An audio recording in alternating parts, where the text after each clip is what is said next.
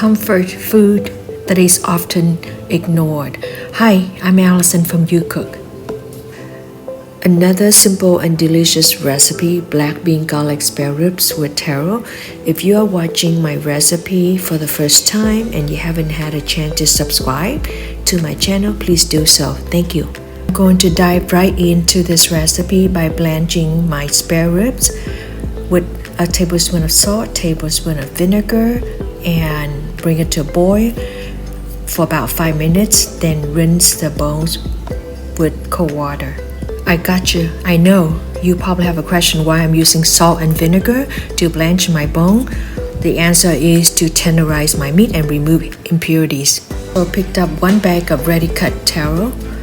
If you buy the whole taro, then you may want to use 1 or 2 taro roots. It's up to you, but I'm using this pre-cut one and it comes out to be about 2 cups. Now I'm just going to prepare my sauce. 5 cloves of garlic, 2 tablespoons of sugar, 1 thumb-sized ginger, and 1 tablespoon of white wine. I'm using 1 tablespoon of light soy sauce and not dark soy sauce because I don't want it to look like a Vietnamese spare rib recipe called thịt kho, and then 1 tablespoon of oyster sauce, half a tablespoon of sesame oil, and finally 1 tablespoon of black bean garlic sauce.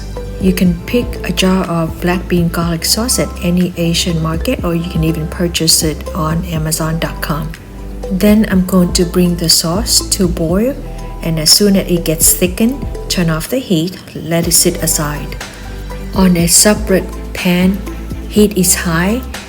Add in 1 tablespoon of minced garlic with 1 tablespoon of chopped chili. Of course, you need to add oil first, and add in blanched pork ribs, and then I will add enough water to cover my meat and braise it under medium heat until there's very little liquid left at the bottom, and then add in taro.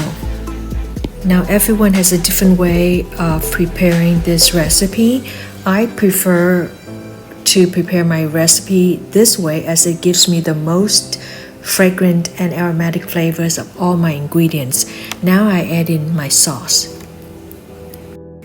Then I add in 1 more cup of water and braise under medium for another 15 to 20 minutes.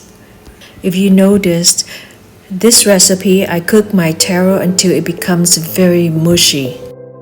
The taro melts in your mouth when you take a bite, and that's why we call it comfort food, which is often ignored by our Asian community.